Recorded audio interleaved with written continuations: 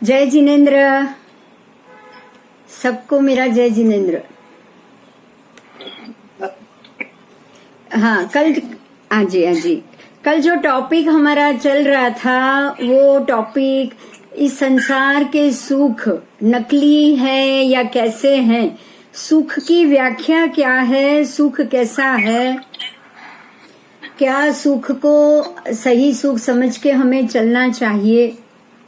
कल जो हमारा टॉपिक था वो बिल्कुल इसी बात पे हम आगे जाएंगे कि संसार के सुख को शास्त्रों में क्या कहा गया है। संसार के सुख सिर्फ सुख की जो व्याख्या है, सुख का जो समय है, वो समय कभी भी, संसार के सुख का समय कभी भी हमेशा के लिए नहीं होता है। कुछ समय तक वो सुख दिखेगा, उसके बाद वही सुख फिर से दुख का कारण बन जाएगा। जैसे जैसे आप अगर कोई पिक्चर देखते हो तो आपको कुछ समय तक रस रहेगा, उसके बाद आपको उसमें भी नींद आएगी या कुछ खाने का मन करेगा, या ऐसा होता है। मतलब कुछ ये संसार में सुख ऐसा है कि कुछ समय में ही हम उससे बोर हो जाते हैं। बार बार उपभोग करना, एक ही चीज का बार बार उपभोग करना हमें बिल्कुल अच्छा नहीं लगता। अगर आप लास्ट क्लास में मैंने बोला था, अगर मिठाई या रसगुल्ला कोई ऐसी चीज है जो आपको बहुत भाता है, लेकिन कुछ खाओगे, उसके बाद 5 खा लिया, 7 खा लिया, फिर पेट अगर भरने के बाद कोई बढ़िया से बढ़िया चीज भी सामने रखेगा ना, तो आप उसको मना कर ले। क्योंकि संसार बराबर इसी तरह ये एग्जाम्पल दिया है कि संसार का सुख अरुचि कारक है। रुचि रहेगी तब तक ही रहेगा, लेकिन जब भी जिस वक्त रुचि निकल गई उसके बाद वो भोजन में जैसा आनंद नहीं आता है, बिल्कुल वैसे ही वो सुख में भी आनंद नहीं आता है।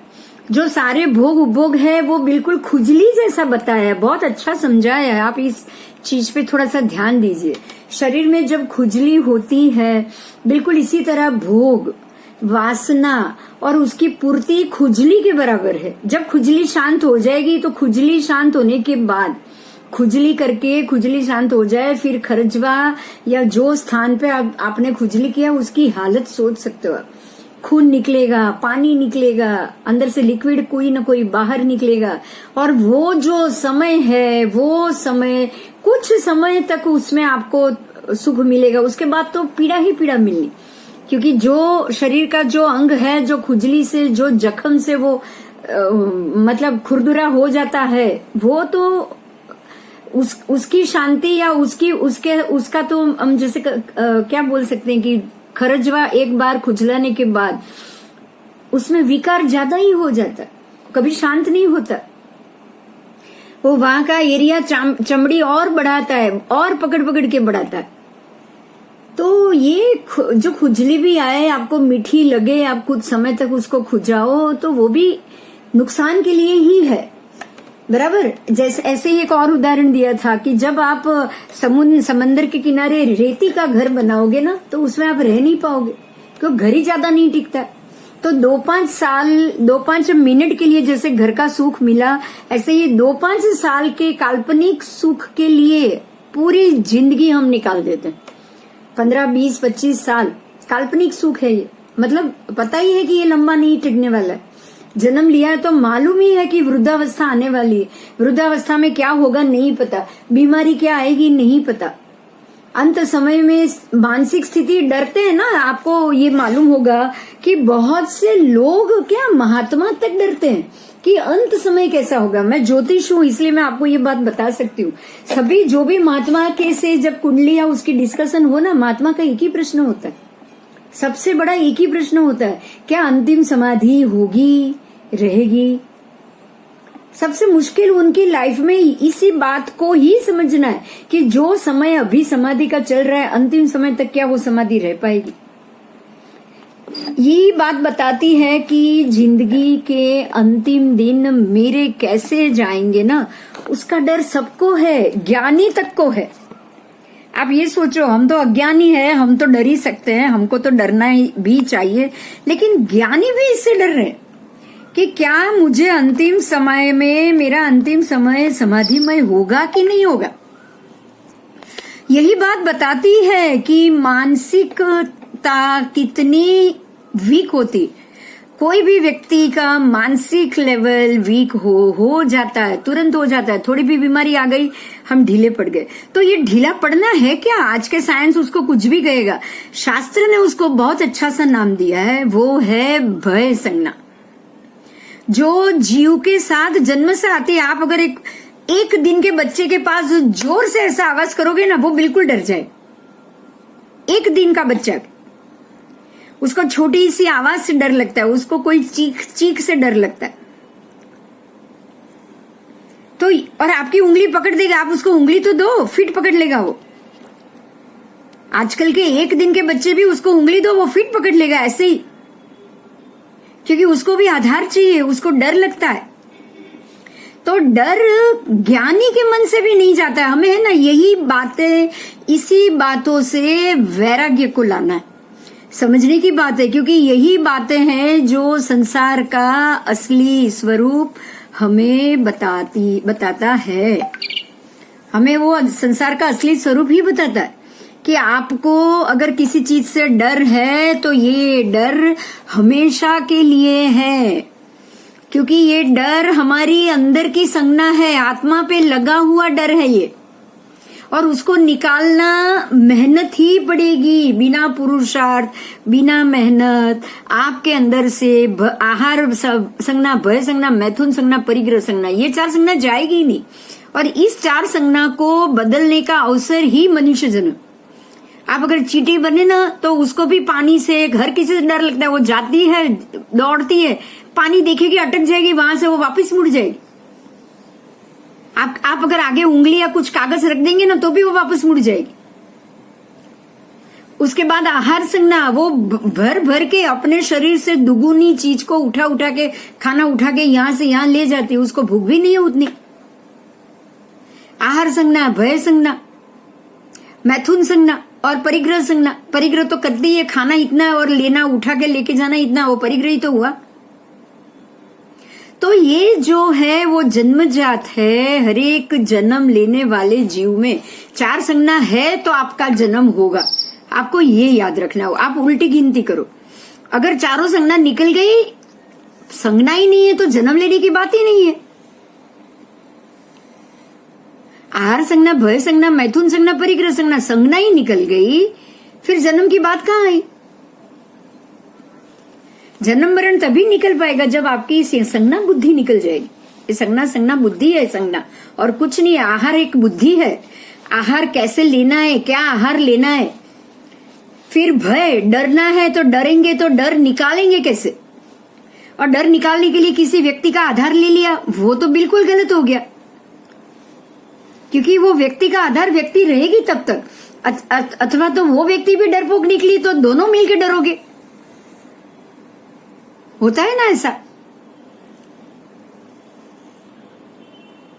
तो संज्ञा निकालने के, संसार से विपरीत जाओगे तो ही 4 संज्ञा जाएगी। बहुत अच्छी बात है ये। ऐसे भी अगर हमको वैराग्य आ गया ना, तो बहुत अच्छी बात। जो काम करने में दुनिया भर का टेंशन उत्पन्न होता हो, अब दूसरी बात बताई है, ऐसा काम हम हो सके तब तक नहीं करते। बराबर, दुनिया भर का टेंशन मिल जाए, वो काम से हम दूर भागेंगे। तो क्या वो उसे दूर भागना ही चिंता मुक्त होना है? ना, चिंता मुक्त उसको आप कहोगे जो टेंशन से दूर ना भागे, लेकिन टेंशन हो ऐसा मौका ही ना आने दे। टेंशन में से सॉल्यूशन लाओगे ना, तो चिंता मुक्त होगे। समझिएगा, टेंशन से दूर भागोगे तो चिंता मुक्त नहीं हो। तो टेंशन से समाधान की तरफ जाना है, टेंशन का उपाय ढूंढना है, उससे दूर नहीं जाना। उपाय ढूंढ लेंगे, अब वापस संसार जन्म मरण आएगा, उससे वापस टेंशन खड़ा होगा। अगर किसी मनुष्य को ये जन्म के संसार के बंधन से भी अगर टेंशन होता हो ना, तो फिर वापस दूसरा जन्म आएगा, दूसरा टेंशन आएगा। उससे डर लग रहा है क्या? इस जन्म के टेंशन नहीं चाहिए, तो आने वाले जन्म के टेंशन कैसे जाएंगे, आप सोच सकते हो। तो तो टेंशन से डरना चाहिए या अगले जन्म के टेंशन ना आए ऐसा करना चाहिए? ये सारी चीज आपको संसार से बाहर निकलने के तरीके के मामले में बताती है। उसके बाद करेंगे आगे का। साधन या संबंध बढ़ाना हमारे हाथ में है। देखिए ये बहुत बड़ी बात है। साधन बढ़ाना भी हमारे हाथ में है, संबंध बढ़ाना भी हमारे हाथ में है, पर उसका संयोग होने के बाद हमेशा अच्छा ही हो, अच्छे ही समाचार मिले, वो हमारे हाथ में नहीं होता। साधन बढ़ाना हमारे हाथ में है, आप नहीं बढ़ाओ बहुत अच्छी बात, संबंध बढ़ाना हाथ में है वो भी मत बढ़ाओ अच्छी बात, मगर कोई संयोग हो या कोई निमित्त से कोई व्यक्ति मिले या प्राप्त हो, कोई चीज प्राप्त हो, तो क्या वो हमेशा के लिए निरंतर के लिए उसको टिकाना क्या आपके हाथ में है? ये पॉसिबल नहीं है। आप समझ सकते हो ये बात संभव ही नहीं है। सामने वाली व्यक्ति वफादारी रहे हमसे, क्या वो भी पॉसिबल है? वो भी नहीं। निमित्त के हिसाब से ही जाएगा, कर्म बंध के हिसाब से ही सारी चीज जाएगी। और कर्म बंध नहीं तो आने वाले बंध के हिसाब से भी तो जा सकता है। नया कर्म बंध भी तो बन सकता है, क्योंकि आपकी तरफ से तो कोई काम बंद ना हो ऐसी तैयारी हुई है क्या? कोई भी व्यक्ति अनजान व्यक्ति मिले तो नया कर्म बंध ना हो ऐसी तैयारी है? हमने अपने आप को रोका है कहीं पर भी कि जो नई व्यक्ति से मिलना हो, पुराने व्यक्ति से कर्म खत्म हो और नई व्यक्ति मिले तो नया कर्म ना बंधे, ऐसी कोई भी प्लानिंग हुई है? नहीं हुई है तो संसार जरूर बढ़ेगा। समझना ये सब बहुत। अब यहाँ एक और बात बताई है, उदाहरण दिया है। 10-10 दुकानें जोरदार अगर चल रही हो और एक दुकान अगर आग से जलकर खाक होने के समाचार मिले तो बाकी के 9 दुकान सही सलामत है, उसका आनंद होगा या एक जल गई उसके लिए खुशी होगी? जो हमारी नहीं जली उसकी खुशी होगी? बताओ, ये बताओ। वो सलामत है उसका आनंद नहीं रहेगा। अगर किसी की अपनी जली है तो जो सलामत है उसका आनंद भी नहीं रहेगा उसको, कि चलो एक ही जली, मेरी जली, बाकी की तो बची। ऐसी कोई खुशी जाहिर कर सकता है क्या आदमी अपनी दुकान जलने के बाद? ना, ये पॉसिबल नहीं है। अच्छा, आपकी बच गई है, बाकी की जली है, दूसरे किसी की जली है, आपकी बच गई है तो भी खुशी होगी। दूसरे की जली है उसका दुख नहीं होगा, क्योंकि सारा संसार का संबंध, खुशी का संबंध, सुख का संबंध सिर्फ सेंटर हो चुके हो। आप अपने ही पॉइंट ऑफ व्यू से देख रहे हो। यही है जो संसार बढ़ाता है, यही है। क्योंकि ये जो शांति है ना, वो शांति सुख देने वाली नहीं है, ये अशांति कारक सुख है। ये सुख ही अशांति कारक है, जो अशांति ही देने वाला हो ऐसा सुख है ये। ठीक है, आगे जाएंगे। अगर हम स्वतंत्र रहने समर्थ हो तो किसी की गुलामी नहीं करेंगे।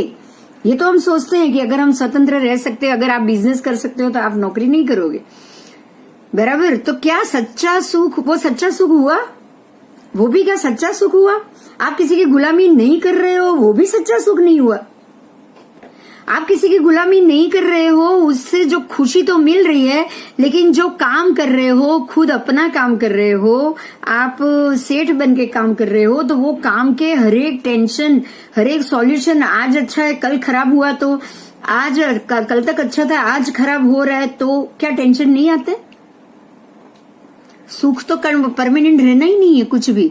तो जो अनुभव करने के लिए नसीब, स्वस्थ शरीर, प्रसन्नता और पदार्थ की आवश्यकता अनिवार्य हो जाए, अगर कोई चीज प्राप्त करने के लिए नसीब की जरूरत पड़े, उसको स्वस्थ शरीर की जरूरत पड़े, मन की प्रसन्नता की जरूरत पड़े और पदार्थ मतलब वस्तु की जरूरत पड़े, क्या ऐसा सुख पराधीन है या स्वाधीन है? बहुत बड़ा प्रश्न है। किसी और चीज की जरूरत पड़े, अन्य पदार्थ की जरूरत पड़े, ऐसा कोई सुख स्वाधीन नहीं होता।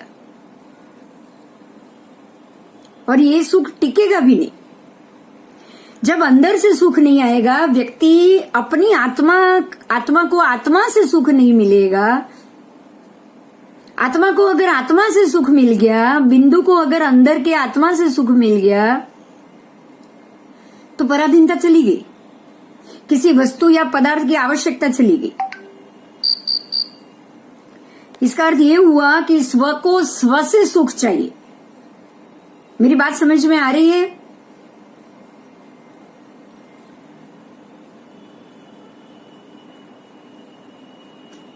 स्व को स्वाधीन करना पड़ेगा। ये स्व है मेरी आत्मा, आत्मा को स्वाधीन करना पड़ेगा। आत्मा को पुद्गल से भी पराधीनता मिलेगी, मिल रही है, मतलब शरीर से भी वो पराधीन।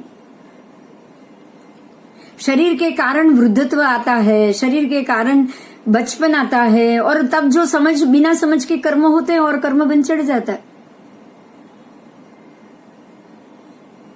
वृद्धत्व में भी ऐसा ही है, कुछ नहीं कर सकते तो कर्म चढ़ जाएगा, कुछ गलत करोगे तो कर्म चढ़ जाएगा। तो पराधीन सुख को हम कभी भी, उससे हम सुखी नहीं हो पाएंगे, और एक आत्मा को उसके शरीर से भी पराधीनता मिलेगी।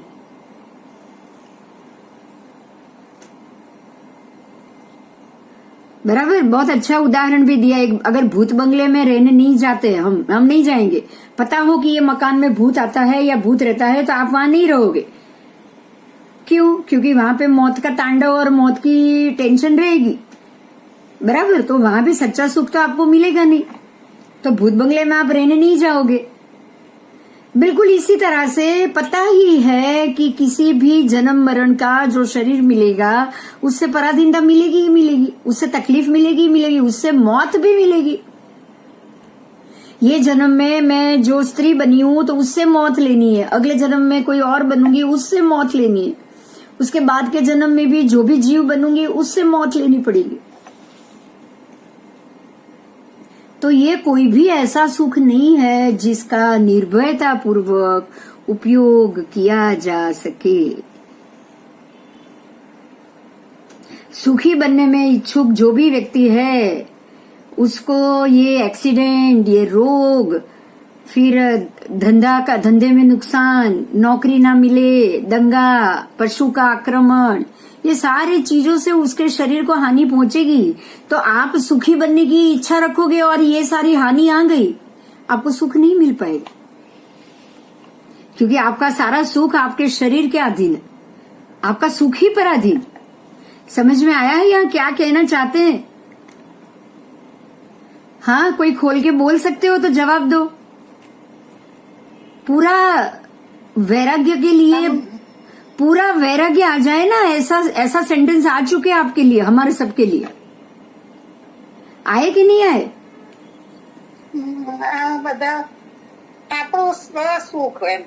मतलब हाँ, मतलब बीजा भी छोड़ो, अपने शरीर का भी आधार का सुख आपको सुखी नहीं दे पाएगा। यहाँ भेद ज्ञान है। मेरी अंदर की आत्मा को, जो शरीर में वो रह रही है, वो शरीर भी उसके लिए दुख का कारण है,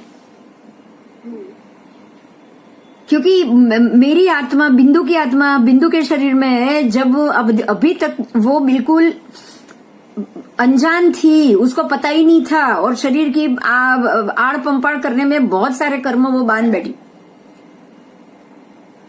वृद्धत्व होगा, अब धीरे धीरे वृद्ध होती जाऊंगी, तो ना तप होगा, ना कोई क्रिया होगी, ना कुछ होगा, तो शरीर क्या काम का?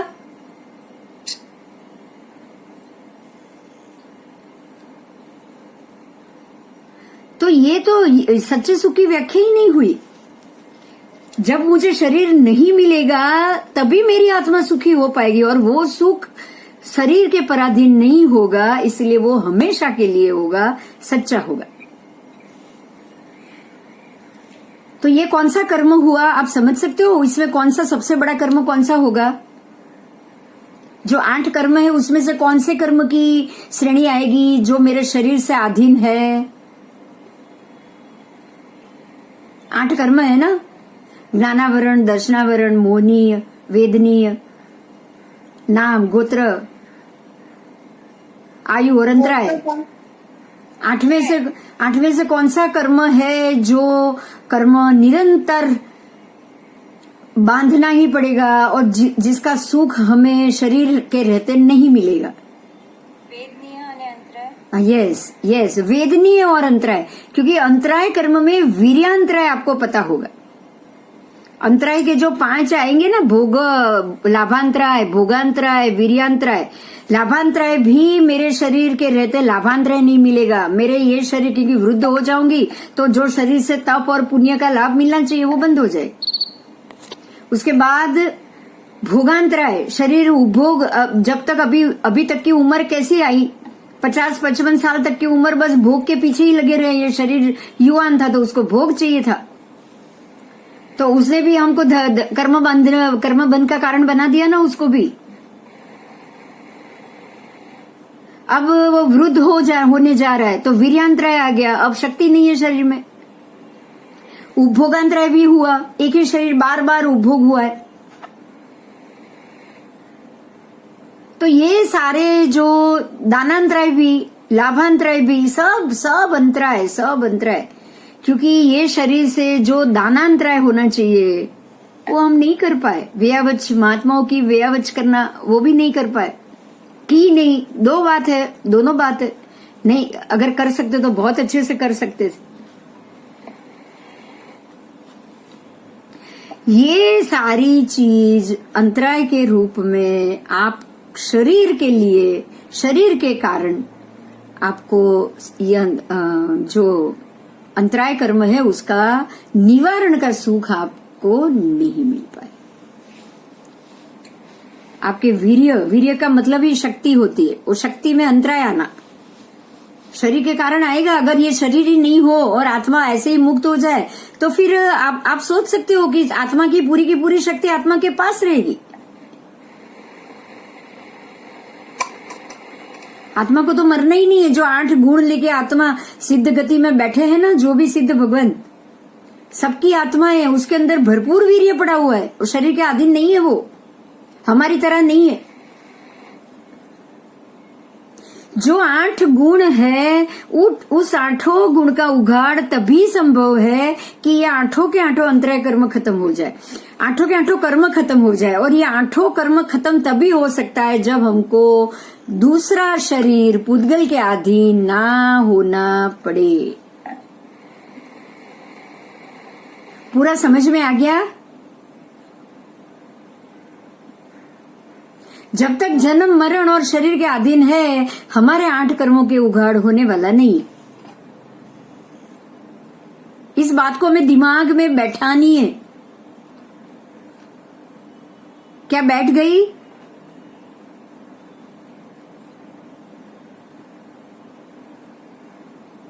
हंस रहे अनिल जी, बैठ गई? कॉल आ गया था जी कोई। नहीं, कोई बात नहीं।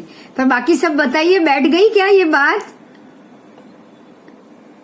बहुत बड़ी बात है। आपको एक बात समझनी है यहीं पे ही कि जब तक हम शरीर के भी अधीन रहेंगे, हमारे 8 कर्म का क्षय नहीं होने वाला, हमारे 8 गुण का उघाड़ होने वाला ही नहीं। तो शरीर की स्थिरता मांगना या शरीर की स्थिरता के पीछे जाना, समझ लीजिएगा कि अगर इस जन्म में शरीर और उसकी शुश्रूषा की, हमने उसकी आड़ पंपाड़ की, उसको गठित बनाने की कोशिश की, उसकी तरफ डबल ध्यान दिया, तो अगले जन्म में सबसे पहले आपको शरीर मिले। और ये पराधीनता आपकी आत्मा को कभी भी मुक्त नहीं करने दी। समझ में आया?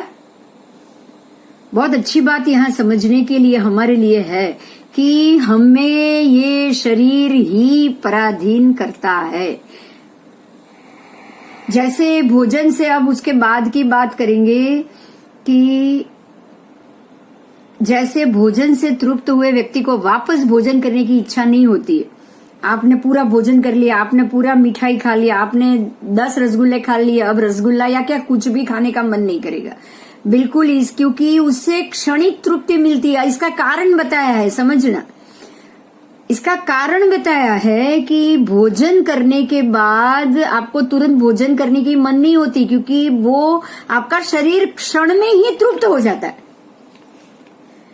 खाना खा लिया, पेट भर गया, अब आपको भोजन करने का मन नहीं करेगा। अब उल्टा सोचो, क्या ज्ञान की भूख तुरंत मिटती है क्या?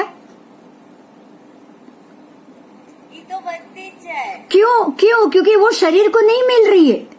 आप समझ रहे हो ये बात? स्वभाव से ना ज्ञान। हाँ, ज्ञान आत्मा का स्वभाव है। तो आप जो ज्ञान खा रहे हो वो आत्मा खा रही है।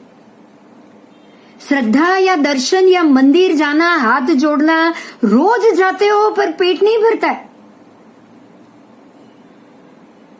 जाने का बंद नहीं होगा। क्यों? दर्शन गुण, ज्ञान गुण, दर्शन गुण, उसके बाद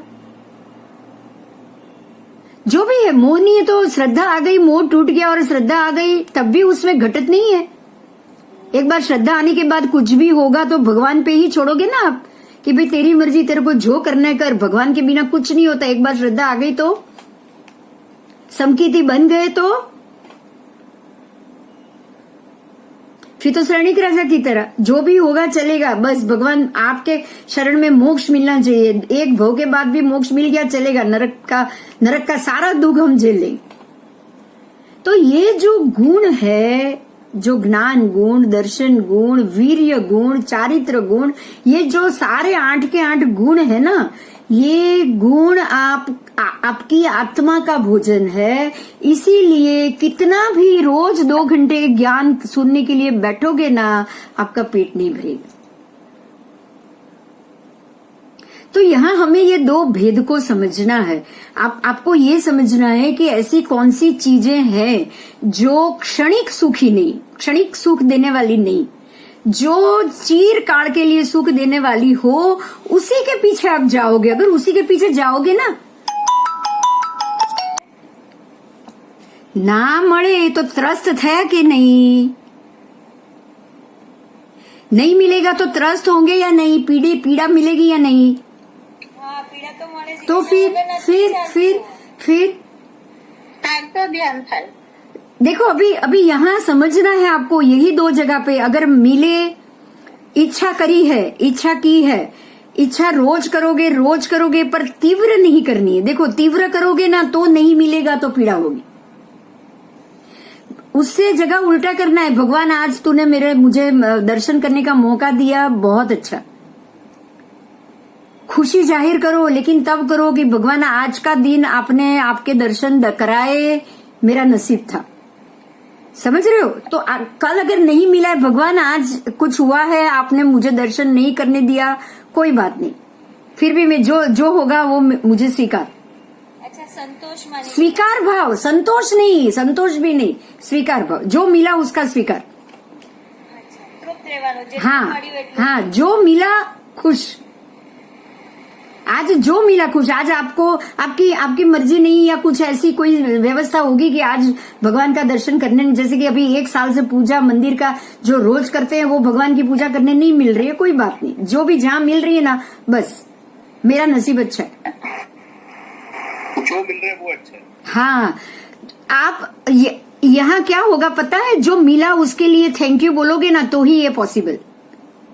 जो चीज मिलेगी उसको धन्यवाद दोगे ना तो ही जो नहीं मिला है ना उसको भी धन्यवाद दे पाओगे। तो यहाँ होता क्या है पता है? राग और द्वेष दोनों घट गए। आपने परमात्मा के दर्शन का राग ज्यादा किया ना तो जरूर नहीं मिलने पे द्वेष होगा।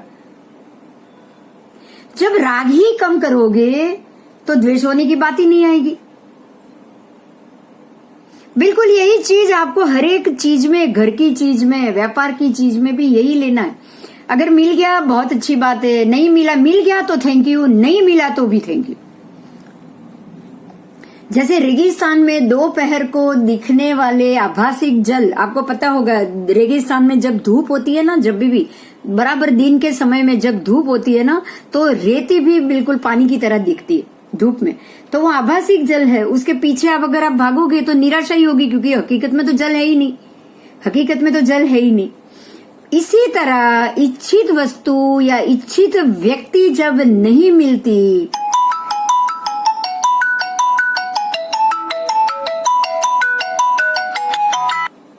वस्तु या इच्छित व्यक्ति जब हमें नहीं मिलती, तब भी अगर उसमें अगर सुख का दर्शन हो ना कि ये नहीं मिला है तो भी ठीक है। समझ में आ रहा है आपको? उसमें भी आपको सुख का दर्शन होना चाहिए। और जब कोई मिल गया और थोड़ी देर में बिछड़ गया तो भी सुख का दर्शन होना चाहिए। बात यही है कि मिले तो भी थैंक यू वेरी मच, नहीं मिला तब भी थैंक यू वेरी मच। अगर ये नहीं आया, ये एटीट्यूड या ये स्वभाव अगर हमारा नहीं हुआ तो आप समझ लेना, आप मतलब ये हो गया कि आपने समझ लिया है कि ये सारा सुख क्षणिक है। तो मिला उसका भी आपको 10 गुना खुशी जाहिर नहीं करनी है, और नहीं मिला तो उसका अफसोस भी नहीं करना है, क्योंकि आपको पता चल गया कि ये सारा मिलना ना मिलना क्षणिक है। ये कोई आपके साथ कायम ही रहने वाला नहीं है। સ્વીકાર ભાવમાં રહેવાનું એનો અર્થ ઇન શોર્ટમાં ન્યુટ્રલ રહેવાનું. न्यूट्रल भी कब होगा कि मिल गया है तो ज्यादा खुदाखुद नहीं करनी है। समझ में आ रही है ये बात?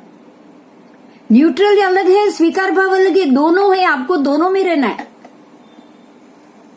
न्यूट्रल का मतलब क्या हुआ? मिल गया है तो उसका अहंकार नहीं करना है, अभिमान नहीं करना है, मेरे ही पास है वो बात नहीं करनी है। और नहीं मिला तो किसी को गाली नहीं देनी है, किसी का बुरा नहीं बोलना है। ये हो गया न्यूट्रल, तटस्थ। न्यूट्रल अलग है, स्वीकार भाव अलग। स्वीकार भाव में तो जो मिला उसका स्वीकार करना, दोनों चीज अलग है। મહાત્મા દીક્ષા લીએ ગોચરી માટે જાય એટલે જે મળે એ સ્વીકાર કરી લે. वही तो बात है ना, उनको तो पता ही नहीं है ना कि कहाँ जाना है और क्या मिलेगा। जो मिला उसका स्वीकार। आपको ये पता होगा जब वज्रस्वामी थे ना, जब छोटे थे, उनके पिता ने दीक्षा ले ली थी और जन्म बाद में हुआ था। और जब बाद में जन्म हुआ था तो उसकी माँ बहुत परेशान हो गई थी कि कब ये उसके पापा आए और मैं इसको दे दूं। ये भी बहुत रोते थे। माँ के पास से उसको मतलब कुछ उनको ज्ञान ऐसा कुछ हुआ था कि उनको पिता के अवधि ज्ञान हुआ था। हाँ, उनको अवधि ज्ञान हुआ था कि अब उनको अपने पिता के साथ ही जाके रहना है। तो उन्होंने रोना शुरू कर लिया, माँ को परेशान करना शुरू कर लिया। और एक दिन हुआ ये कि गुरुदेव ने घर से ही उपाश्रय से ही बोल दिया उनके पिता महाराज, वज्रस्वामी के पिता महाराज को, कि आज गोचरी लेने जा रहा है, सचित भी मिले तो लेके आना। ये गुरु महाराज ने भी ज्ञान से देख लिया कि आज इसको जरूर सचित मिलने वाला है। कुछ ज्ञान होता ही है, उनको पता चल जाता है। उन्होंने बोला कि आज गोचरी में सचित मिले ना तो भी ले आना। तो जैसे ही वो गए, धर्म लाभ किया, उसकी माँ ने बच्चे को ही दे दिया, ले जाओ आपका बच्चा आपके साथ। तब उनको लगा कि देखो गुरुदेव ने कुछ जान के ही बोला था, वो भी वॉर के आ गए उपाश्रय में। मतलब क्या हुआ? जो मिला अच्छा ही हुआ है ना? उन्होंने वही सोचा, जो मिला वो भी अच्छा है, आभार, थैंक यू वेरी मच। ऐसे एटीट्यूड को ही आप संभाव बोलोगे। जो भी मिला आप संभाव में हो। अगर आप संभाव में हो, पालिताना 2 साल से यात्रा कर रहे हो, इस बार नहीं मिली, आपको संभाव में रहना। हो गई तो दादा मेहरबानी, नहीं हुई तो फोटो देख के भी बस मैं आपके पास हूं।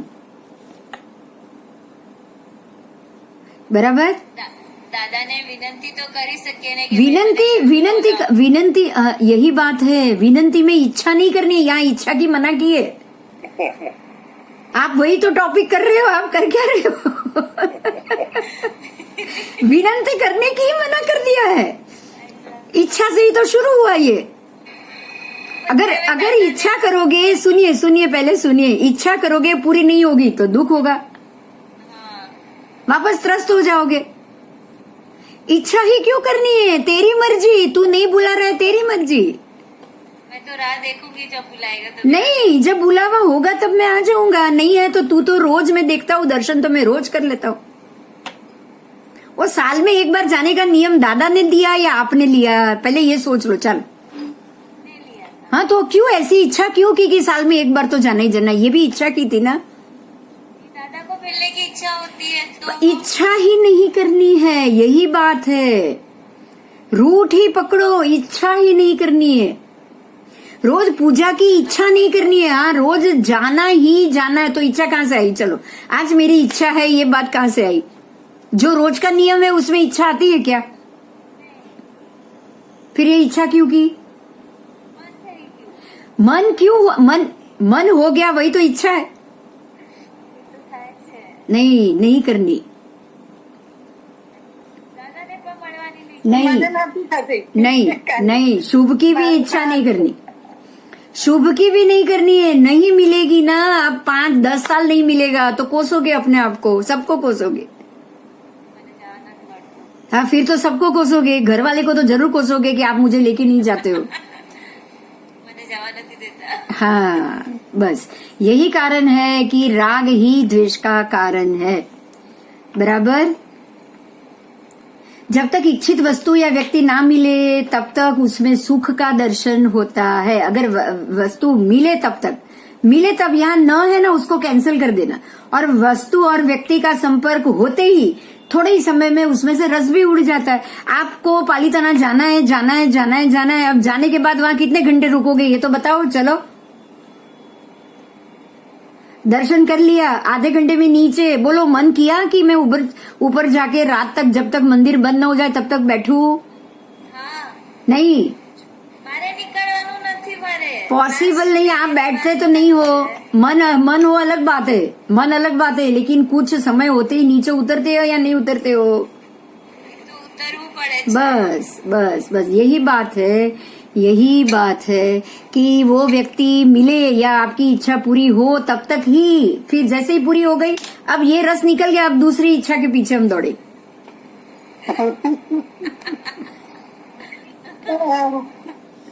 बराबर बराबर बराबर। हाँ, तो ये सारी इच्छाओं से अभी बाहर आना पड़ेगा।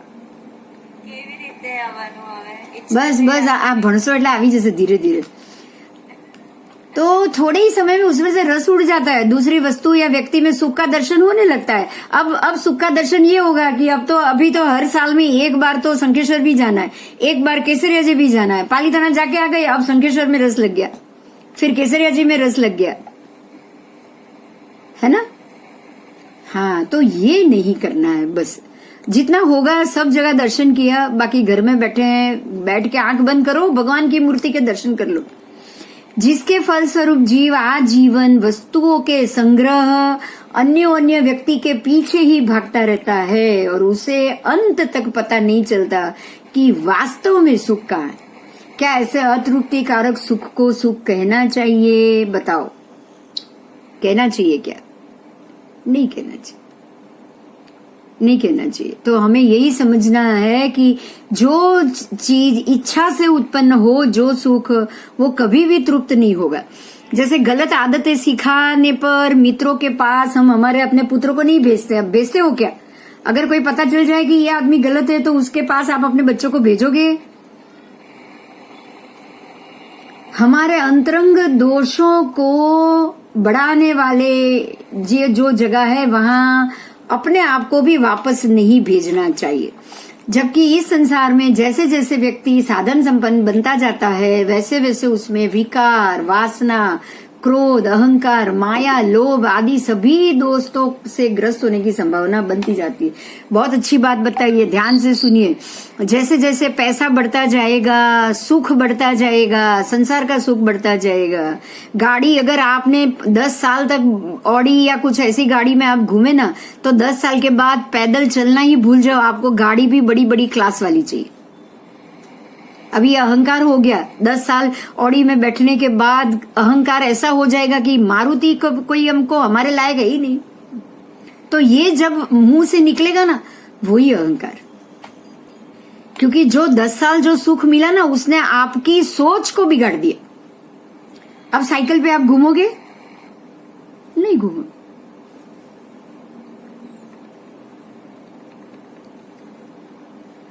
इसीलिए जिसके आगमन के बाद हमारी सज्जनता और मानवता का निकंदन निकल जाए, ऐसे सुखों को सुख नहीं कहा जाता। मानवता का भी निकंदन निकल जाए, सज्जनता का भी निकंदन निकल जाए, जिसके आगमन के बाद इसमें सब कुछ आ गया, सब कुछ आ गया। अगर मंदिर भी जाना है, अगर पालीताना जाना है, घर वाले 2 साल तक नहीं ले गए, आपने जिद की, उसने बोला और 2 साल तक लेके नहीं जाऊंगा, जिद के लिए। अब तो तू भूल जा कि मैं तुझे और 2 साल लेके जाऊं, तो क्या हुआ? क्या કાંઈ નહીં થાય, વેટ કરવાનું દાદા બોલે. वेट नहीं, आप वेट नहीं करोगे, अंदर तो गुस्सा ही होगे। आप वेट नहीं करोगे। आप अगर वेट करना होता तो बोलते ही नहीं कि 2 साल से लेके नहीं गए हो। सामने वाले को गुस्सा ही नहीं करते आप। ધમકી આપે. और गुस्सा किया ना, उसने डबल गुस्सा किया। उसको पता है, सामने वाले को पता है कि गुस्सा दिलाने के लिए यही बात है, तो वो आपको गुस्सा दिलाने के लिए बोलेंगे और 3 साल भूल जाओ। तो ये तो राग और द्वेष की परंपरा बड़ी। इसीलिए बोला है कि बहुत अच्छा सेंटेंस है कि जो चीज होने से हमारी सज्जनता और मानवता का निकंदन निकल जाए ना, वो सुख बिल्कुल सुख नहीं। ये सुख ही बिल्कुल सुख नहीं। यहाँ बहुत सारी चीज आ जाएगी, मैं इतना बोल दूंगी, बहुत सारी चीज आएगी। क्यों? पता है कि हमारी बातों से भी हम कभी ना कभी क्योंकि सज्जनता चूक जाते हैं। हमने बातों में ऐसे बोल दिया कि ये व्यक्ति गलत है, ये व्यक्ति गलत, ये गलत सिखा रहा है, ये गलत बोल रहा है, वो भी हम सज्जनता चूक गए। आप समझ रहे हैं? उसके बाद अगर आपको उसकी कोई भी बात सुख दे पाएगी क्या? वो व्यक्ति की कोई भी अच्छी बात आपको सुख दे पाएगी? नहीं दे पाए। किसी से लड़ाई झगड़ा करने के बाद आप उसके साथ 2 दिन तक यात्रा भी नहीं जा पाओगे। घूमने की तो बात छोड़ो, यात्रा में भी उसके साथ नहीं रह पाओगे अगर किसी से झगड़ा करके बैठे हो तो। भगवान के एरिया में, मंदिर में, धर्मशाला में भी आप उसके पास खड़े नहीं रह पाओगे। तो एक ही बात याद रखनी है कि कोई भी गुस्सा हो, राग हो, द्वेष हो, इच्छा हो, कुछ भी हो, कोई भी बात ऐसी नहीं होनी चाहिए जो हमारी सज्जनता और मानवता का निकंदन निकाले। बराबर? यही कारण है। देखो, बहुत पहले मैंने एक बात बताई थी, बच्चे अगर नहीं मान रहे हैं तो 1 बार 2 बार फिर आपको बोलना भी बंद करना चाहिए बार बार। आप जितना ज्यादा बोलोगे ना, वो आपको गुस्सा दिलाने के लिए वो और विपरीत जाएंगे। घर के मंदिर के भगवान को भी दर्शन करने वाले होंगे ना, तो भी नहीं करेंगे। बोलो, बाहर के मंदिर की तो बात छोड़ो, क्योंकि उनको आपको गुस्सा दिलाना है या नहीं दिलाना है।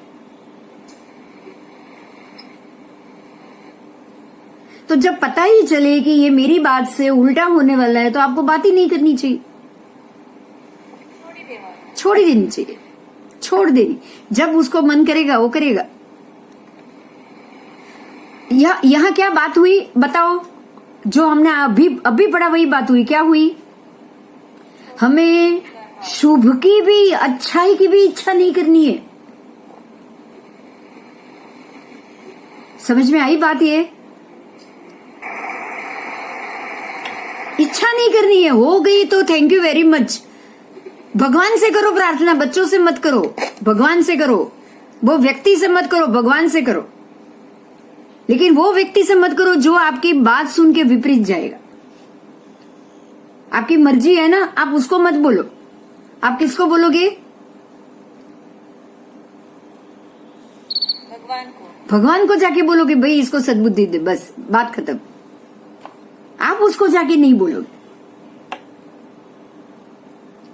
क्योंकि हमको वो इच्छा भी नहीं करानी है कि मेरी इच्छा पूरी हो। चलो आगे जाएंगे। ये 7 मुद्दा बहुत अच्छा था, बहुत समझने जैसा था, जो संसार को घटाने के लिए जरूरी था। अब यहाँ प्रश्न ये होता है कि ऐसा कौन सा सुख है? देखो, सुख के लिए 5-7 बात बताइए, उसको समझेंगे।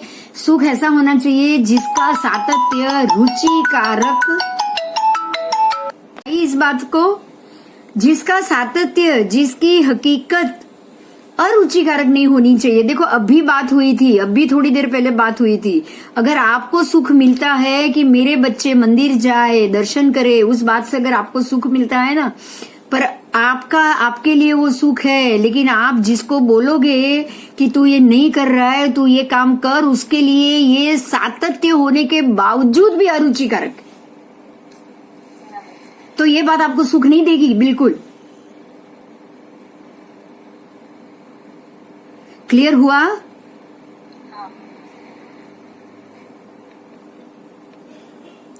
जो दुख के अंश मात्र से भी सर्वथा मुक्त हो, ऐसा सुख, ऐसी बात, ऐसा सातत्य जो दुख के अंश मात्र से भी सर्वथा मुक्त हो, ऐसी तो कोई संसार की बात ही नहीं है कि जो सातत्य, जो सत्य से, जो खुशी से, जो खुशी होने से, जो जिसमें बिल्कुल दुखी ना हो, सिर्फ ज्ञान हो सकता है उसमें, इसके अलावा कुछ नहीं है ना। જ્ઞાન જરૂર આएगा। તો બધા કાગળ પર લખી લે, આર્ય બહુ લાઈટ આવે છે ને એટલે અમને નહીં। ના ના કઈ હું બોલું છું ને, પણ मैं बोल रही हूँ ना, मैं बोल रही हूँ, वो तो सुनाई दे रहा है। હું બોલું છું એ તો સંભળાય જ છે ને, मैं इसीलिए तो सब बोल रही हूँ, पूरा सेंटेंस बोल रही हूँ। जिसका अनुभव प्रति क्षण किया जा सके, मतलब सुख ऐसा होना चाहिए जो प्रति क्षण अनुभव में आए, एक क्षण के लिए भी वो उसकी श्रेणी से वो चलित ना होना चाहिए। मतलब सुख कांस्टेंट रहना चाहिए, बिल्कुल कंटिन्यू होना चाहिए। अभी सुख है, 1 घंटे बाद नहीं है, वो सुख नहीं होता। ठीक है, आगे करेंगे। जो सभी प्रकार के तन मन के रोगों से मुक्त हो, ठीक है, वही बात आपको सुख दे सकती है, जिसमें तन के भी रोग ना हो, जिनमें तन के भी रोग शामिल ना हो, जिनमें मन के भी रोग शामिल ना हो, जिसे प्राप्त करने के लिए नसीब, शरीर, प्रसन्न मन या पदार्थ, इसमें से किसी की भी जरूरत ना पड़े। लो अभी अभी अभी करो बात। यहां तो मन की भी मना कर दिया, इच्छा की भी मना कर दिया है। जो आज तक आप समझ रहे हो ना कि अच्छी चीज की अच्छाई करनी चाहिए, इच्छा करनी चाहिए, हाँ या ना?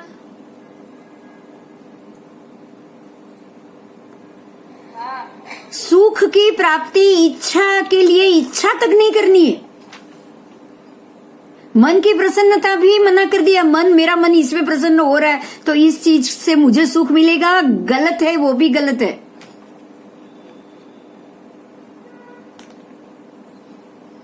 सुख को प्राप्त करने के लिए मन की प्रसन्नता की भी आवश्यकता नहीं। सुख को प्राप्त करने के लिए कोई भी पदार्थ की आवश्यकता नहीं। शरीर की शुद्धि की, शरीर की स्वस्थता की भी आवश्यकता नहीं, उसकी भी जरूरत ही नहीं है। जिसका निरंतर निर्भयता पूर्वक उपभोग किया जा सके, निरंतर और बिना डरे कि ये मेरी अगर स्वास्थ्य अच्छा हो, अगर यही सुख है ना कि भाई शरीर अच्छा है, बस इससे ज्यादा हमको कोई सुख नहीं चाहिए, तो समझ लो कि ये निरंतर नहीं रहने वाला। आप इस चीज से निर्भय नहीं हो सकते कि आपको कभी कोई रोग होगा ही नहीं।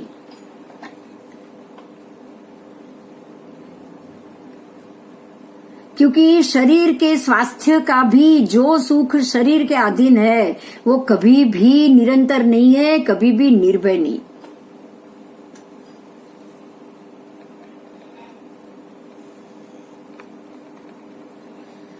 जो हमारी इच्छाओं को भड़काने वाला ना हो, मतलब इच्छा ही उत्पन्न ना करे, इच्छा की उत्पत्ति ही इच्छाओं को भड़काने के बराबर। इच्छा उत्पन्न हुई, काम नहीं हुआ तो आपकी इच्छा भड़केगी या नहीं भड़केगी? भड़का ही होगा। जो मैंने सोचा वो नहीं हो रहा है, मैंने अच्छा सोचा है, फिर क्यों नहीं हो रहा है? अच्छा काम लेकर निकली हूं तो ये काम क्यों नहीं लोग कर रहे हो? बहुत हुआ मेरे साथ, ये बहुत हुआ। पंचांग का काम महात्मा को करना चाहिए, सुनते भी नहीं है, ऐसा क्यों कर रहे? मैंने बहुत इच्छा की थी, याद है दक्षा? छोड़ा तो सब अपने आप हो रहा है। ये सही है। और छुड़ाने वाले भी एक भैया मिले मुझे, वो बोले कि आपने अनिल जी ये बात समझने जैसी है। 13-14 साल तक मैंने रखा कि ये पंचांग मेरे बगैर कोई नहीं करेगा, कोई नहीं करेगा। मैंने यहाँ तक महात्माओं को लेटर लिखा कि मैं पंचांग बना के जाऊंगी, अगले जन्म में वापस आऊंगी और मैं ही इसको चालू कराऊंगी। मैं नियाणा बांधती हूँ, आप मानोगे नहीं, नियाणा बांधती हूँ। मैंने वहां तक नक्की करके बैठी थी मैं। मुझे एक भाई साहब मिले, उन्होंने बोला कि आप अपने दिमाग से ये बात नहीं निकालोगे ना, तब वो ही आपने जो सोचा है ना, वो ही आपको रोक रहा है, आपकी इच्छा ही आपको रोक रही है। ये बात सच है, ये बहुत सच। तो ये बात को हमें समझना है कि जो हमारी इच्छाओं को भड़काने वाला ना हो। मैंने मेरी इच्छा को बहुत भड़काया, 14-15 साल तक उसको आग दी है, आग दी उसको मैंने, मतलब वो इच्छा को मैंने मिटने ही नहीं दिया। और 1-2 नहीं, 15 साल तक नहीं मिटने दिया। पंचांग बना 6-7 साल, 2013 से तो वो आग चालू ही है। उससे पहले नहीं थी, पर 13 के बाद तो चालू है ना।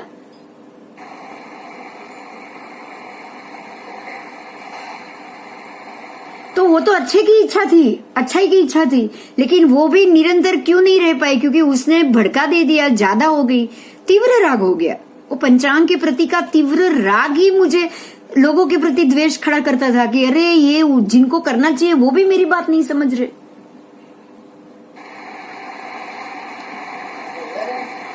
अगर मैंने इच्छा को भड़का नहीं दिया होता तो भगवान की मर्जी थी, बनाने का मौका मिला, थैंक यू वेरी मच। अब कोई और बनाएगा, वो भी थैंक यू वेरी मच, है ना।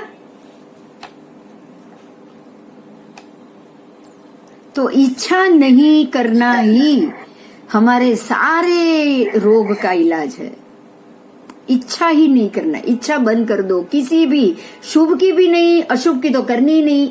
जब इच्छा ही नहीं करनी, अच्छाई की इच्छा नहीं करनी, तो बुराई की तो करनी ही नहीं। अब जो राग शब्द है ना, वही इच्छा है। अब सुनो, आज ध्यान से समझो, किसी चीज की इच्छा करना ही किसी चीज के प्रति का राग है। इच्छा और राग अलग नहीं है। दक्षा, समझ में आ रही है मेरी बात आज? हाँ। जो राग है ना कि तीव्र राग, वो तीव्र इच्छा ही तीव्र राग है। हमने ये दोनों शब्दों को अलग समझा है आज तक हमने इसको अलग समझा है। जब राग ही नहीं करना है तो किसी चीज के लिए मेरे मन में इच्छा उत्पन्न होनी ही क्यों चाहिए?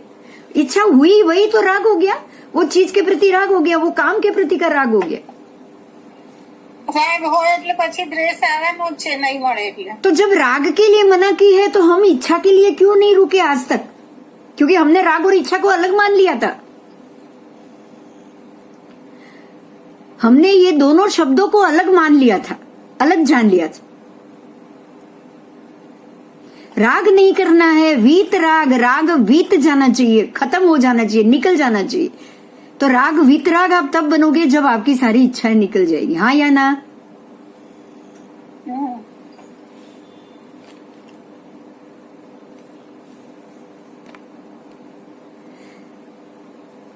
और जो हमारी सज्जनता में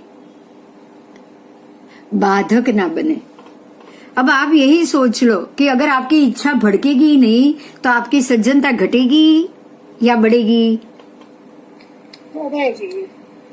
अगर आपने अपनी इच्छाओं को महत्व ही नहीं दिया, अगर नहीं मिला तब भी थैंक यू वेरी मच, अगर बोल रहे हो कि चलो मेरे कर्म में ये बाधा मिलनी थी वो आज खत्म हो गई, मेरा कर्म खत्म हो गया, आभार भगवान तेरा, बहुत बहुत आभार कि जो मेरे कर्म में एक बाधा थी कि आज तुझे दर्शन नहीं मिलेगा, ऐसा कर्म का उदय था, वो शांति से टल गया। उसके लिए भी अगर आप थैंक यू कहोगे तो ही शांति से टलेगा ना। तो ये सज्जनता में घटाना हुआ या बढ़ना हुआ? आपकी सज्जनता बढ़ेगी या घटेगी? ऐसे संजोगों में, ऐसी परिस्थिति को भी सुख मानोगे तो सज्जनता बढ़ेगी या घटेगी? बढ़ेगी। ये सज्जनता में बाधक नहीं बनेगा, सज्जनता के लिए साधक बनेगा। बस ये सिर्फ 8 चीज है, ऐसे विशिष्ट सुख को ही धर्मशास्त्रों में मोक्ष का सुख कहा गया है। अब आपको आज ये 8 कारण जानने के बाद ये महसूस हुआ होगा कि मोक्ष में जाएंगे तो हमें कैसा सुख मिलेगा। महसूस हुआ?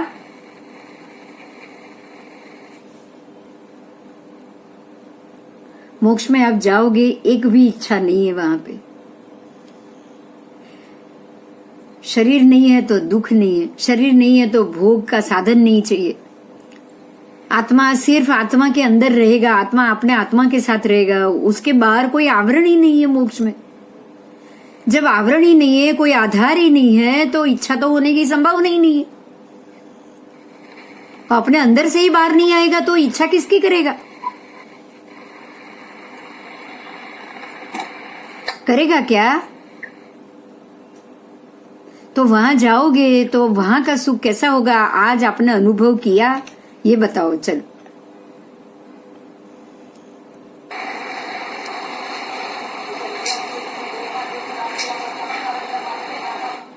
आपको आज के लेक्चर में मोक्ष का सुख कैसा होगा उसका अनुभव मिला?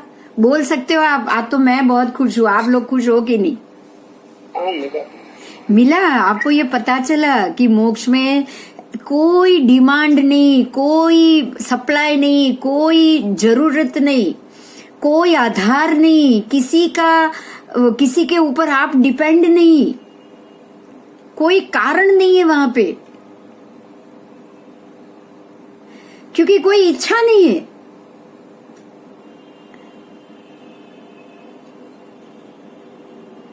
तो ये क्या है? ये अच्छा है या गलत है?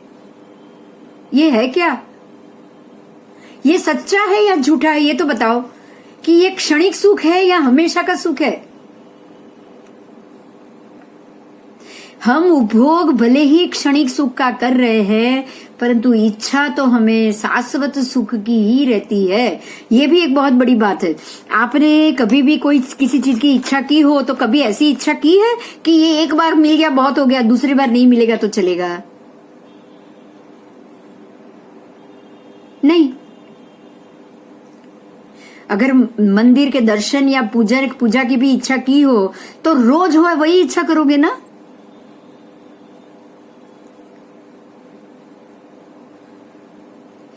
एक अगर यहां उदाहरण दिया, एक अगर बंगला बनाया तो खाली मैं ही रहूं या मेरी 7 पीढ़ी रहे, आप क्या इच्छा करोगे? जब मेरे बच्चे बड़े हो जाए तब नुकसान आ जाए और मैं रोड पे आ जाऊं, ऐसी इच्छा करोगे आप? नहीं करोगे, नहीं करोगे। मतलब जो बंगला बनाया है मेरे बेटों के वक्त भी होना चाहिए, उसके बच्चों के वक्त भी होना चाहिए, उसके बाद भी ये रहना चाहिए। कहने का अर्थ यही है कि जो एक इच्छा आपने अपने लिए रखी, वो इच्छा पूरी होने के बाद भी क्या आपको संतोष हुआ? नहीं नहीं नहीं नहीं नहीं। तो यही बात है कि ये अविनाशी नहीं है, ये सुखी अविनाशी नहीं है, तो 7 पीढ़ी तक थोड़ी रहने वाला है। जब सुखी अविनाशी नहीं है, बंगला खुद ही अविनाशी नहीं है, आत्मा खुद अविनाशी और अनंत सुखमय है, और आप पसंद क्या कर रहे हो? विनाशी और दुख युक्त सुख। समझ में आ रहा है क्या बात है? दुख क्यों होता है? क्योंकि आत्मा अविनाशी है और ये हमेशा अनंत सुख से भरा हुआ है, और आप वो आत्मा के साथ आप इच्छा कैसी कर रहे हो कि भाई एक बंगला बना है, बस बंगले की इच्छा चाहिए मुझे, जो कम से कम 200 साल में तो गिरने वाला ही है।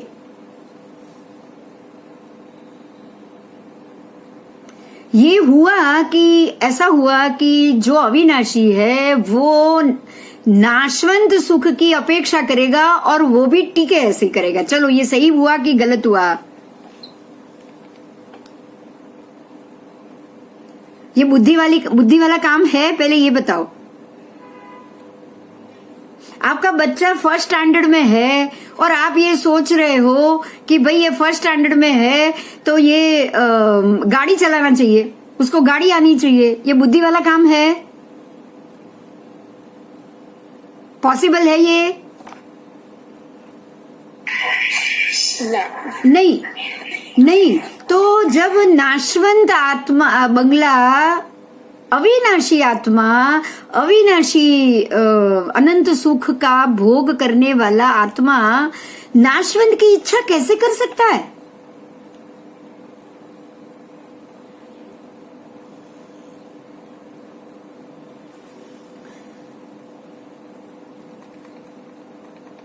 इस गड़बड़ी से हमें बाहर आना पड़ेगा। श्रीमंत को भीख मांगना पसंद नहीं है।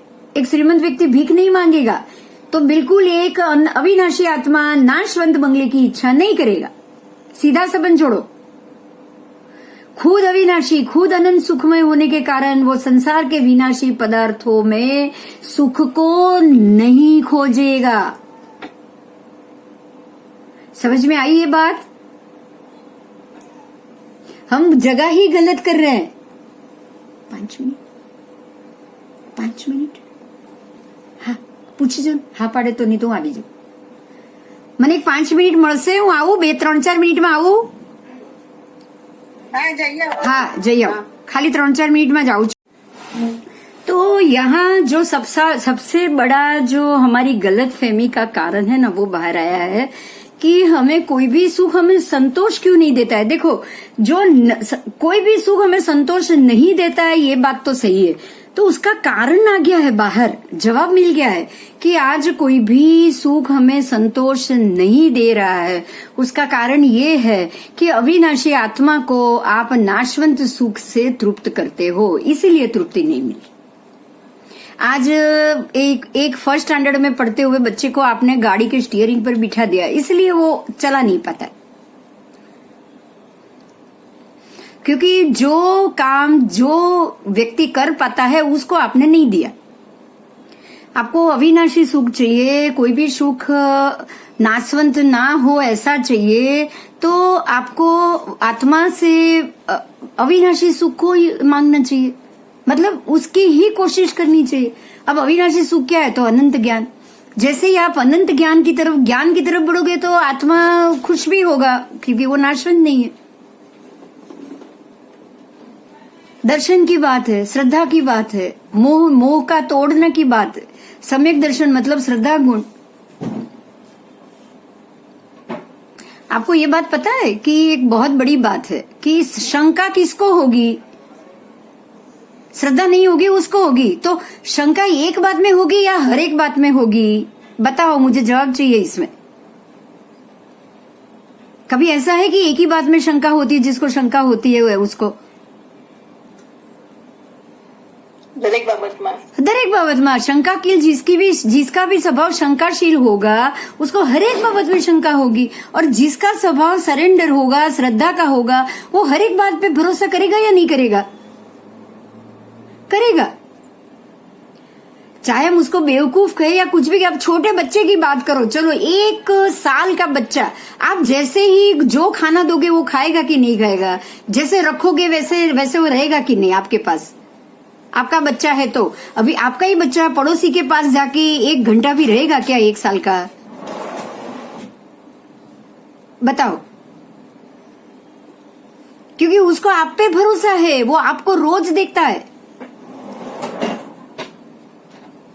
आप जो खाना खिलाओगे वो खा लेगा, लेकिन कोई अनजान आदमी उसको उठा के जाएगा तो वो रोएगा कि नहीं रोएगा? क्योंकि उसको भरोसा नहीं है उस पे।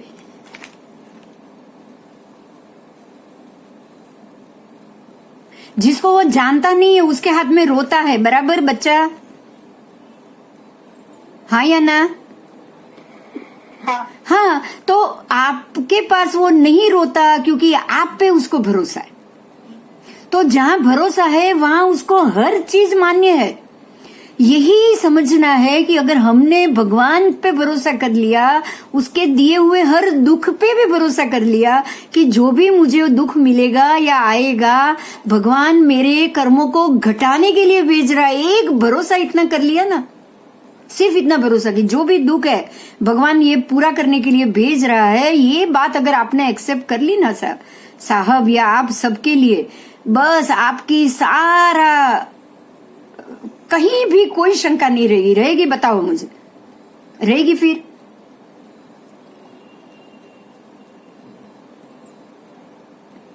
क्योंकि श्रद्धा अविनाशी है। कारण क्यों?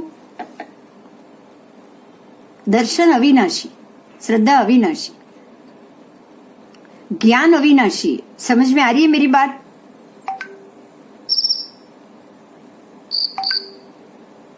आत्मा की शक्ति अविनाशी, कभी नहीं खत्म होगी, उसकी शक्ति कभी नहीं खत्म होगी।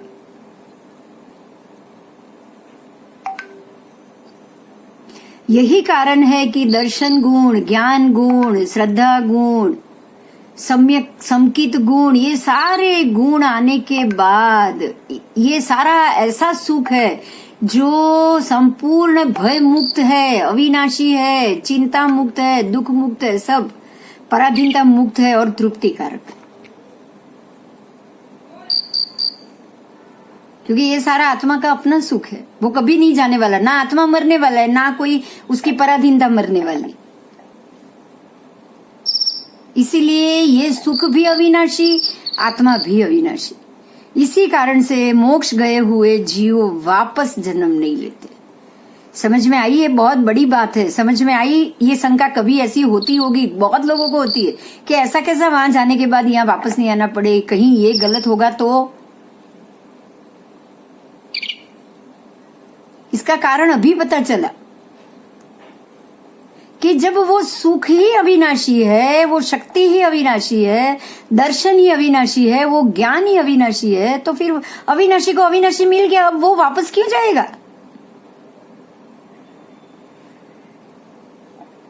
समझ में आया? ये बहुत बड़ा भेद आज आपने जाना है।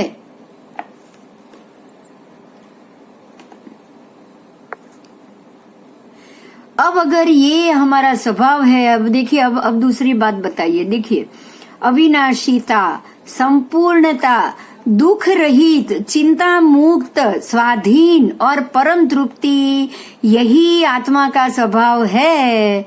तो उसको कैसे प्राप्त किया जाए?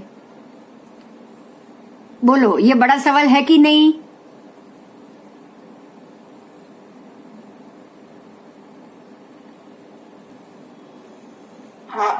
अगर यही यही सच है और यही टिकने वाला है, अगर ज्ञान ही टिकने वाला है तो उसको कैसे प्राप्त किया जाए? अगर श्रद्धा ही टिकने वाली है तो उसको कैसे प्राप्त किया जाए? अगर शक्ति, अंदर की आत्मा की शक्ति कभी नहीं मरेगी, अगर जागी गई तो, जाग गई तो उसको कैसे प्राप्त किया जाए? ऐसे विशिष्ट सुख को कैसे प्राप्त किया जाए, इस बात का हमें ज्ञान जब तक नहीं होगा ना, तब तक ये सारे काम चलाऊ सुख को हम सुख मान के संतोष कर रहे हैं। अब आपको पता चला होगा कि हम जिसको सुख मान रहे हैं ना, वो कोई भी चीज सुख है ही नहीं। वो चीजों से आपको सुख मिलेगा ही नहीं, क्योंकि ये सारा सुख टेम्पररी है, टेम्पररी। हमने तो उसको संतोष मान लिया, अरे मुझे तो जो चाहिए था वो मिल गया, बस।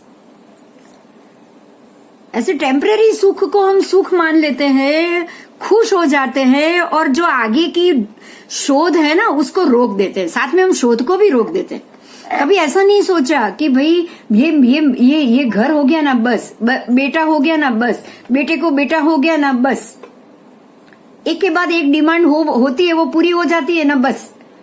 कभी उसके आगे हमने सोचा? आगे नहीं सोचते हम कि कहीं ये चला गया तो फिर अब चिंता क्या करेंगे कि जो मिला है वो टिक के रहे, उसकी चिंता।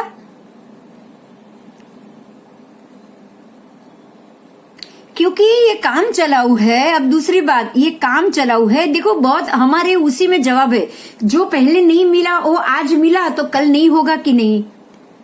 चलो, हमारे बच्चे पहले नहीं थे, आज हुए तो कल नहीं होंगे, ऐसा होगा कि नहीं होगा? तो काम चला हुआ ही हुआ ना, फिर टिका ही नहीं वो। अब जो सबन टिका ही नहीं, उसके पीछे पूरी जिंदगी खत्म करनी है क्या?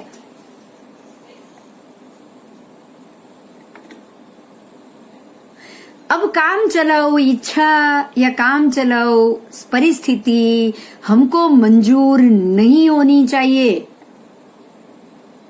हमको शाश्वत परिस्थिति मंजूर होनी चाहिए। समझ रही हूं मैं, एक सिंपल बात है कि अगर इंसान को पता चले कि ये हमेशा रहेगा और ये 2, 10, 5 साल के लिए रहेगा, तो आप किसको चूज करोगे? जो हमेशा है उसको पसंद करोगे। कुछ साल के लिए रहेगा उसके पीछे तो आप देखोगे भी नहीं। देखोगे क्या? नहीं देखोगे। आपको ये पता चलना चाहिए। अब समझिए कि इस संसार के काम चलाऊ सुखों से संतोष मान लेता है, तब तक ही वो मान लेता है जब तक वो सदगुरु के संपर्क में नहीं आता। जैसे ही वो किसी सदगुरु के संपर्क में आए, जो सदगुरु जो सत हो चुके हैं, जो ये विश्व को जान चुके हैं, और उन्होंने अगर ये बता दिया इतना कि तू जिसके पीछे दौड़ रहा है उसमें बिल्कुल भी सुख नहीं है, जो भी सुख है वो क्षणिक है और वापस दुख की परंपरा चालू रहेगी। अगर ये बता देना कि रास्ता तू मुसाफिर रास्ता भूल चुका है, अब इस रास्ते से तू भटक जाएगा, तू सही रास्ता ये है। जैसे नैसार को भगवान महावीर के पहले भव नैसार के भव में उसको सदगुरु मिले थे। समझ में आ रही है अभी ये बात? भगवान महावीर के जीव ने अनंत भव तक भटकना तब बंद किया जब उनको नैसार के भव में एक सदगुरु मिले और उन्होंने बताया कि ये जन्म मरण से तू भटक गया है, तू वहां से बाहर निकल।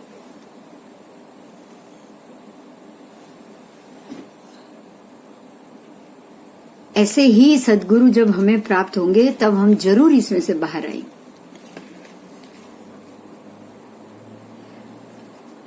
अब बाहर कैसे आएंगे? पहले ये सोचो, नैसार बाहर कैसे आया? उसको गुरु तो मिले, गुरु ने बताया कि ये जैसे तूने मुझे जंगल से बाहर निकालने का रास्ता बताया है, मैं तुझे ये संसार से बाहर निकलने का रास्ता बताता हूँ। संसार भी महाअटवी है, महाजंगल है, मैं तुम्हें उसमें से बाहर निकलने का रास्ता बताता हूँ। समझना ये है कि नैसार बाहर कैसे आए? गुरु ने तो बताया है, बराबर समझा नैसार ने सच को। तो इस सच को जब कोई गुरु बताए तब हमको कैसे समझना चाहिए? अब हम उसी मुद्दे पे खड़े कि हमको ये बात को कैसे पचानी चाहिए, उसको समझनी चाहिए। जैसे रास्ता भूले मुसाफिर को सही रास्ते लाने के लिए मात्र इशारा काफी होता है। समझिएगा, यहाँ समझदार को इशारा काफी बोला है। ये तो हम जानते हैं कि समझदार को इशारा काफी है, तो ये समझदार को ही काफी है। ना समझ को कभी भी इशारा करो, वो समझ पाएगा? नहीं समझ पाएगा। अगर आप समझदार हो चुके हो तो ही इशारे से आप समझ जाओगे, कोई भी इशारे को समझ जाओगे सदगुरु के। लेकिन अगर ना समझ हो तो भगवान भी आकर बोलेंगे, आप नहीं समझ पाओगे। अगर हम ना समझ है तो समव शरण में बैठे भगवान की वाणी सुन के भी उनकी गलतियां निकालेंगे।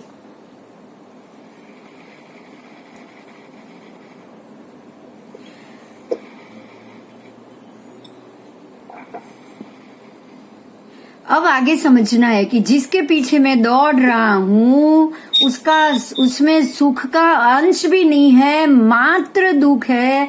अगर ये इशारा अगर वो समझदार समझ गया तो ही वो यहाँ से बाहर निकलेगा, बराबर। तो ऐसा प्रयत्न, ऐसा सत्य ज्ञान प्राप्त करने के बाद उसे वास्तविक सुखों को प्राप्त कराने की तीव्र अभिलाषा प्रकट होगी। अब आपको पता चल गया कि ये वास्तविक सुख है ही नहीं, ये संसार अटवी है। तो संसार अटवी से अगर मुझे बाहर निकलना हो तो जो वास्तविक सुख है, मतलब जो ज्ञान है, जो दर्शन है, जो श्रद्धा है, वो ही मुझे सुख देगा। ये गाड़ी, घर, बंगला, पति, पत्नी, बच्चे, कोई मुझे सुख नहीं देगा। ये अगर वास्तविकता का अगर उसको भान हो जाए ना, समझदार को इशारा मिल जाए ना, तब उसके अंदर एक तीव्र अभिलाषा उत्पन्न होगी। और वो तीव्र अभिलाषा वो ऐसी होगी कि कुछ भी प्राप्त करने की जो तीव्र झंखना है, जो सब कुछ प्राप्त करने की है, वो झंखना को वो खत्म कर देगा। देखो, हम लोग यहीं पे खड़े हैं। समझने की बात है कि वो समय क्या होगा जब हम इस बात को समझ पाएंगे। जो तीव्र झंखना है उसको खत्म करना है। ये सारे शब्द एक ही आ रहे हैं, इच्छा और राग। झंखना का मतलब ही इच्छा है, झंखना का मतलब ही राग है। बोलो हाँ या ना? हाँ, तीव्र झंखना मतलब तीव्र राग, तीव्र इच्छा मतलब तीव्र राग। ये समझदार को इशारा, समझदार एक बार समझ जाए कि ये इच्छा ही मेरे सभी बंधनों का कारण है, संसार की अटवी में भटकाने का कारण ही इच्छा है, बस ये समझ में आ जाएगा। तो आज अगर हमें बहुत बड़ी बात मिल गई है, शुभ की भी इच्छा नहीं करनी है, क्योंकि वो शुभ भी वास्तविक रूप में नाशवंत है। अब ये समझ में आ गया? शुभ भी वास्तव में नाशवंत है कि नहीं? ये बोलो, है कि नहीं? आप अगर मंदिर जाओगे, ये शुभ की इच्छा करोगे कि मुझे रोज पूजा करनी है, कौन पूजा करेगा? आपका पुद्गल शरीर करेगा ना? आत्मा भी करेगा, लेकिन पुद्गल शरीर भी करेगा कि नहीं करेगा? तो पुद्गल शरीर नाशवंत है तो कितने दिन कर पाएगा? और वो नहीं कर पाया, उसकी वापस हम इच्छा करेंगे? जो नाशवंत है, जो काम चलाऊ है, जो कभी हाँ कर सकता है कभी नहीं कर सकता, उससे अगर आप तीव्र इच्छा कराओगे या झंखना कराओगे तो नहीं पूरी होने वाली। ये तो स्वाभाविक बात है। समझ में आ रही है बात? संसारी जीवों से हम कोई भी तीव्र झंखना पूर्ण नहीं करा सकते, ये बहुत बड़ी बात। संसारी जीवों मतलब मेरे पति से भी मैं कोई इच्छा रोज पूरी करा सकती हूँ, ना मेरे बच्चों से मैं ऐसी कोई अपेक्षा या इच्छा हो जो मैं रोज पूरी करा सकती हूँ।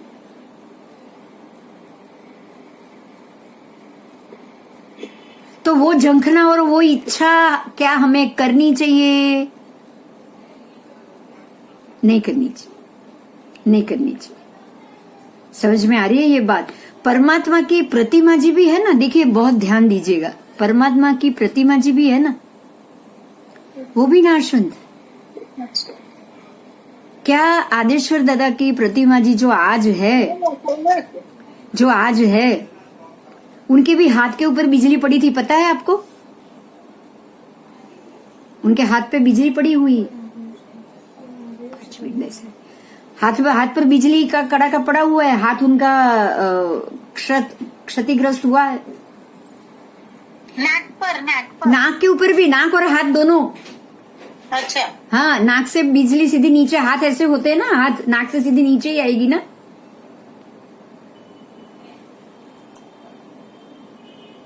और आप ये सोचिए पहले तो कि जो भरत राजा ने शत्रुंजय पर्वत पे 500 धनुष की रत्न की प्रतिमा जी कराई थी, वो है?